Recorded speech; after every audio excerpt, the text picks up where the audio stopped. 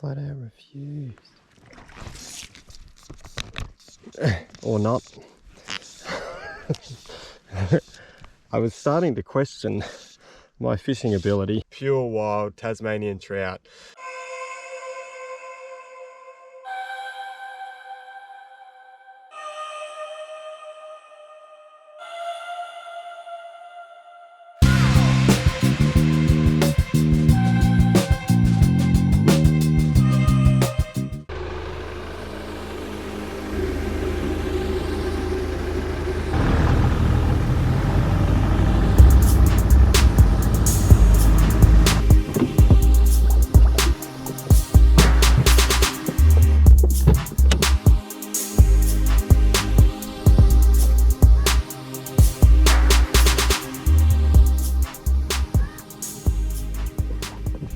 Good morning everybody, and welcome to another full-scale fishing adventures video.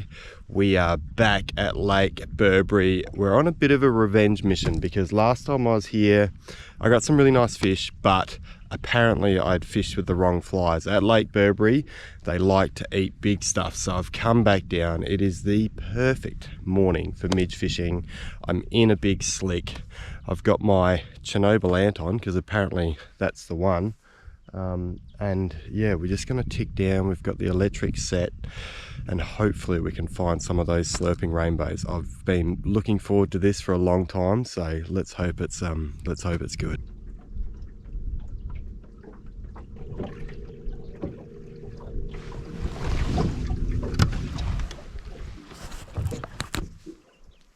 A nice fish feeding in the wind lane here. Interesting with midge feeders, the rise is pretty subtle. It's almost like clomping stuff off the top. You should see that. If I can actually see my dry. Got him. That's awesome. And that is like way bigger than it looked. It was just such a tiny little slurp on the top, but that just went tearing off, and we are in to our first Lake Burbury rainbow for the morning. Oh, stunning fish. And what's the most incredible thing about this fishery and this area that I'm in at the moment, that it's like 60 meters deep, and you'd think it would be super hard to find fish in this lake, and yes it is when the wind's up and there's no food on top, but when you've got these big wind lanes it's super obvious where the fish are going to be. They are quite easy to find. All right, get him in the net. Beautiful. And there we go. And that's the first fish I presented that Chernobyl ant to, and it's eaten it really, really well. Check this out. Beautiful Burberry rainbow to start the morning on that Chernobyl ant. I was told that it would work, and the first fish I put it to just slurped it down like a legend. That's awesome. Let's get him back in. Off you go. Off he goes. All right, let's find another one. So that's the fly there. It's actually one of the manic fly collection ones, and we've got another fish in front of us here slurping away. Actually tracked this one, which is nice. You should see that. I think the good thing about the Chernobyl too is that they hear it land. Because there's so much food for them to eat, it just, you know, makes it noticeable in amongst all the other stuff that they're gorging themselves on. Didn't want it.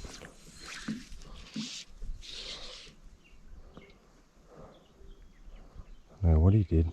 It was weird.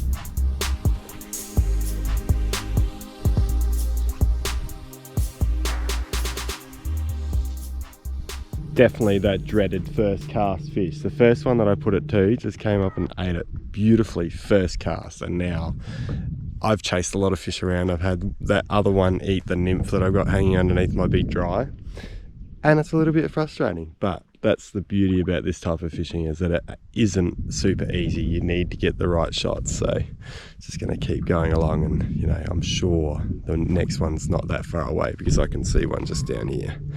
Hopefully he eats it.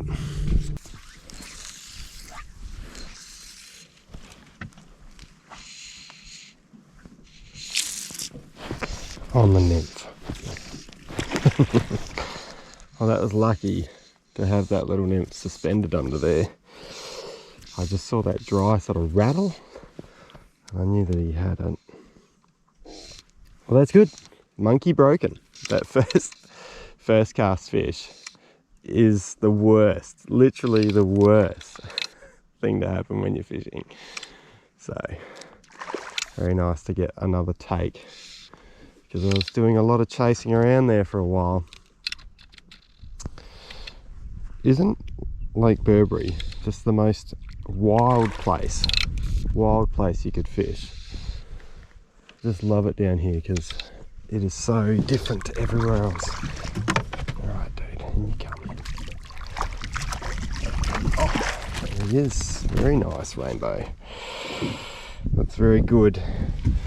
That was very well worth having that. It's just a little flashback claret nymph underneath. Just a chunky little Burberry rainbow. Off you go. Alright, let's find another one. There's been so many fish in this wind lane, and I've had so many refusals. I'm starting to question my whole big fly theory. So I've actually changed to lighter tippet, a slightly smaller ant. And yeah, I'm going to see if I can get it in front of another fish, and we'll just see what happens.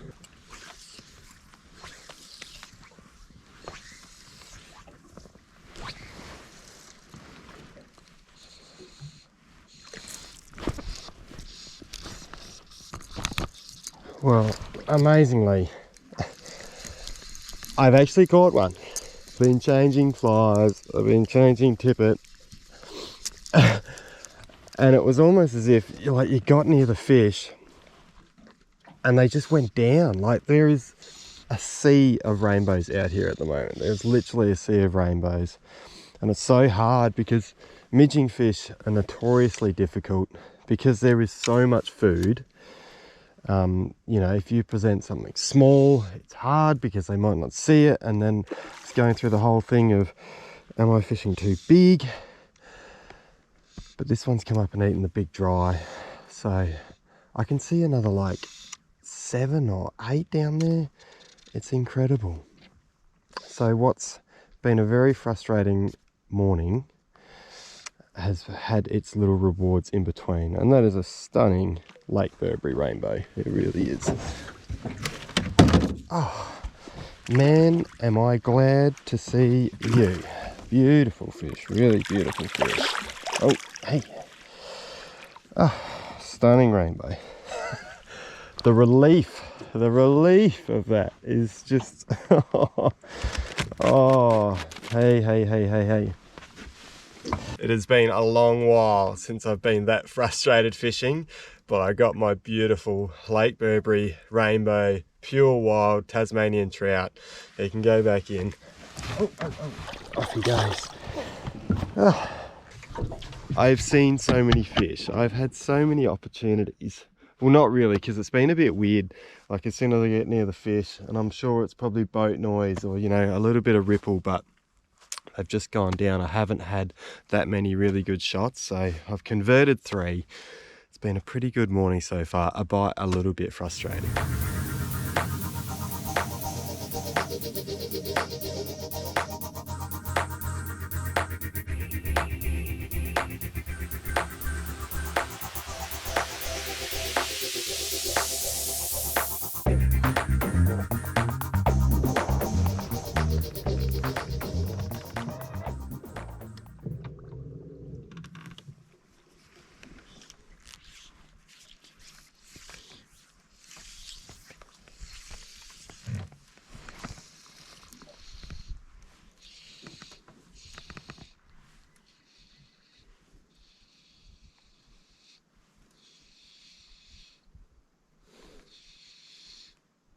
Flat out refused. Or not. I was starting to question my fishing ability because I have cast at many fish for no result. And like I said, I thought that one had refused me once again, but Stokey came back. Oh, so frustrating. And that's, you know, that's actually really cool. It's nice that it's not super easy. Finally got one to eat it. I remember last time I came here, it wasn't, the trouble wasn't getting them to eat. It was that I kept pulling the fly out of their mouths. So, I don't know, I'm undecided about the whole big fly theory. They obviously like to eat them, but whether that's as good as fishing smaller stuff, I don't know. I haven't fished here enough to know. This is my second time, so it is extremely calm. Like, it's just dead flat. And I think sometimes with that, you know, you have a lot of issues with boat noise. I have had 2 fish, I think, that have spooked to the fly line. So I think that, you know, has a part of it as well. Unbelievable. Dude, come here. Oh, thank God for that. Cracking rainbow. No stockies down here, just beautiful wild fish. So I think the hard effort has really good rewards. So it's a beautiful Lake Burbury rainbow. Whew. Yeah. So big fly, little fly, who really knows? But that is a cracking Western Wilds Lake Burbury rainbow on the dry. And I know I say it a lot in my shows, but I'm pretty stoked with that because that was a lot of hard work to get that fish. So I am so happy. All right, we'll get him back. Oh man, you were a tough fish to catch. Give him a swim. Good to go. Off he goes. See you, dude. Finally got one to eat. I've cast at, I don't know, countless fish. I changed flies, I went smaller, I went bigger, I've changed colours, I've downsized my tippet. I tried to approach the fish in different ways so to make sure that my fly was getting in front of the fish rather than trying to cast over. But I just couldn't take a trick, but that one ate it so well. I'm very happy, and it's funny, I get a lot of questions about why do you like Murray cod fishing, and it's so frustrating. It's very hard to do. You don't often get eats, and I've actually found this morning to be so like that. Yeah, I've seen a lot of fish and I've had a lot of casts at fish, but it being frustrating, it being so challenging has actually made it a really cool morning. And every time that fly gets eaten and you get the fish in the net, they are just that much more special because you really had to go through the paces to get the eat. So very happy. Let's see if we can't get another one, but you know, that was pretty cool. That was on actually one of the ones that James gave me from Essential Fly the other day, and both he and Mike suggested that this would be a really good fly, not particularly for here, but just in the rivers and stuff like that. So it's caught me a couple this morning. So there's plenty of great flies to buy at the Essential Fly Fisher. They have lots of patterns that'll, you know, catch those fish in Tasmania and anywhere else across Australia.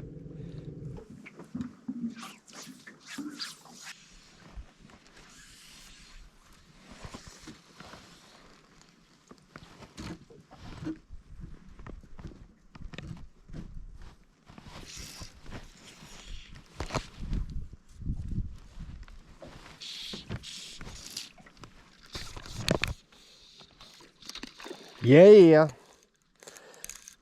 that was really cool. I'm not sure whether that was on film, but I actually missed the first take and I ripped the flies in and he just comes zooming back for it. That was awesome. So that was really awesome. Thanks for coming back, fish. Fit rainbow. Oh, get my drag up a little bit there. It's cool because I'd been over the other side and the fish had sort of stopped moving over there.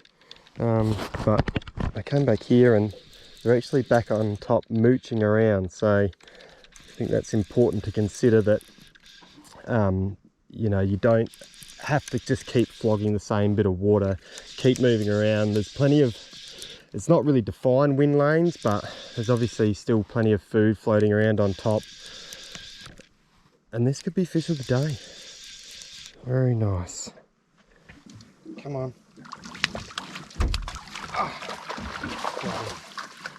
Oh, that is very nice. So that's number 5. Number 5. You ready? You ready? You ready? Well, I think that is pretty much it. It is a complete glass out. How cool is that? But the fish have really stopped rising, so that'll be enough, I reckon. If you enjoyed the video, make sure you like it. Leave a comment. If you would have done things differently, maybe leave a comment too. I'd be interested to know. It's inconclusive whether the big flies are more effective here. I cast at lots and lots of fish. I tried a few different things, but I landed some really nice ones and I had a good time. So please subscribe to the channel because it helps a lot. But it's been so good to get back to Lake Burbury. It's a wild place and it's definitely on the list of a must visit place when you come to Tasmania. Thanks very much for watching. I'll see you next time.